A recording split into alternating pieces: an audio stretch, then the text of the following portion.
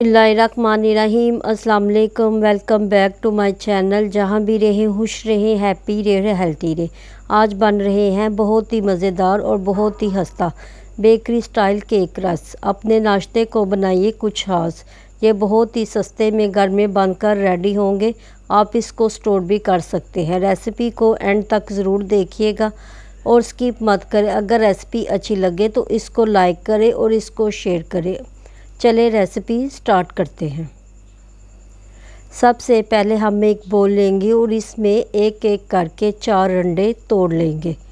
आपने अंडों को रूम टेम्परेचर में लेना है, अंडे को ठंडा नहीं होना चाहिए। मैंने एक बोल में 4 अंडों को तोड़ लिया है। अब हम इसको इलेक्ट्रिक बीटर से अच्छी तरह से बीट करेंगे। अगर आपके पास इलेक्ट्रिक बीटर नहीं है तो आप इसको हैंड बीटर से भी अच्छी तरह से इसको बीट कर सकते हैं। आपने इसको 1 मिनट तक अच्छी तरह से बीट करना है ताकि अंडे अच्छी तरह से फ्लफ़ी हो जाए। जब अंडे फ्लफ़ी हो जाए तो इसमें हाफ़ कप कुकिंग ऑयल शामिल कर दें।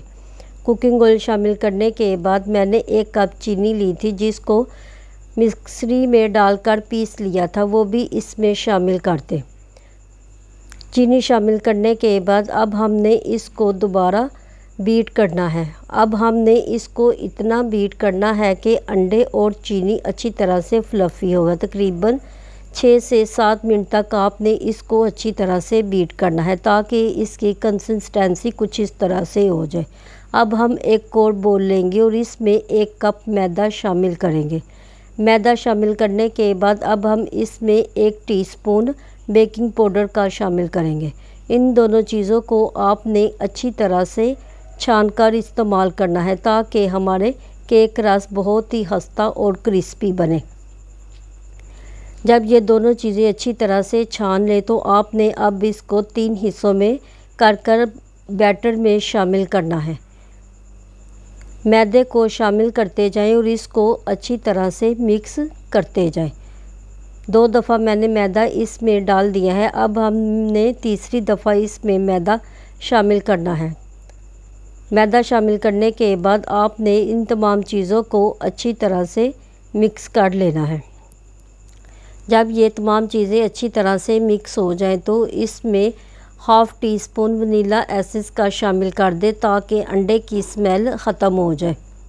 वनीला एसेंस शामिल करने के बाद इसमें 2 चुटकी ज़र्दे का कलर शामिल कर दें। ज़र्दे का कलर शामिल करने के बाद बैटर को अच्छी तरह से मिक्स कर लें। अब हमारा ये बैटर बनकर रेडी हो गया है। मैंने एक पैन लिया है और इस पे पेपर लगाकर इसको रेडी कर दिया है। केक रस का बैटर सारा इसमें डाल दें, ठीक है। जब केक रस का बैटर इसमें डाल दें तो इसको अच्छी तरह से टैप कर दें। टैप करने के बाद मैंने देगचे को प्री हीट करने के लिए रख दिया था। जब ये प्री हीट हो जाए तो इसमें सांचा रख दें और इसको 30 से 35 मिनट तक बेक करने के लिए रख दें। मैंने 30 मिनट के बाद देखा था कि हमारा केक बहुत ही बेहतरीन बनकर रेडी हो गया था। अब हम इसको थोड़ी देर के लिए ठंडा करने के लिए रखते हैं। जब ये अच्छी तरह से ठंडा हो जाए तो इसका बटर पेपर रिमूव कर दें। अब हम इसकी कटिंग कर लेंगे। पहले हम इसको 2 हिस्सों में कट करेंगे। केक रस का स्पंज बहुत ही ज़्यादा राइस नहीं होता, लेकिन ये अंदर से बहुत ही परफेक्ट बनकर रेडी हुआ है। बहुत ही ज़्यादा ये फूलता नहीं है। जब हम इसको 2 हिस्सों में अच्छी तरह से कट कर ले तो इसको दोबारा 4 हिस्सों में आप इसको कट कर लें। आप इसका साइज़ अपनी मर्ज़ी से रख सकते हैं, लेकिन मैं इसको वही साइज़ दूंगी जो बाज़ार से बेकरी से मिलता है। तमाम केक रस की कटिंग आपने एक जैसी कर लेनी है। मैंने तमाम केक रस की कटिंग करके इसको रख दिया है। अब हम एक ट्रे लेंगे और इसमें केक रस को एक एक करके इसमें रख लेंगे क्योंकि इसको दोबारा हमने बेक करना है। जब तमाम केक रस इस ट्रे में आप अच्छी तरह से अरेंज कर दें तो अब हम इसको दोबारा बेक करेंगे। अब आपने इसको बेक करने के लिए बहुत ही चूल्हे को आहिस्ता रखना है, बिल्कुल दम वाली आंच पे रखना है और इसको तकरीबन 1 घंटे तक आपने बेक करना है। जब 1 घंटा हो जाए तो मैंने इसको देख लिया था तो हमारे बेहतरीन केक रस बनकर रेडी हो गए थे। आप अपने हिसाब से टाइम देख लेना, टाइम ऊपर नीचे हो सकता है। बेकरी से बेहतरीन केक रस घर में बनकर रेडी हुए। आप ट्राई ज़रूर करना। एक ही वक्त में आप ढेर सारे केक रस बनाकर रेडी कर सकते हैं। आप इनको बनाकर लॉन्ग टाइम तक स्टोर भी कर सकते हैं, बिल्कुल ये ख़राब नहीं होंगे।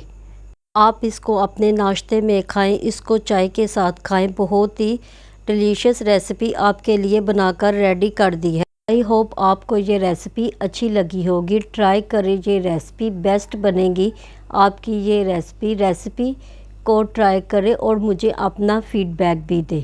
अगर आपको रेसिपी अच्छी लगे तो इसको लाइक करें और इसको शेयर भी करें। लाइक करना आप लोग अक्सर भूल जाते हो। अगर आप मेरे चैनल पर नए हैं और मेरे चैनल को अभी अब तक आप लोगों ने सब्सक्राइब नहीं किया तो मेरे चैनल को सब्सक्राइब करें, लाइक करें, शेयर करें। बेल आइकन के बटन को ज़रूर प्रेस किया करें ताकि हर आने वाली वीडियो आप तक पहुंच सके। मिलते हैं नई रेसिपी के साथ। दुआओं में याद रखिएगा। अल्लाह हाफिज़।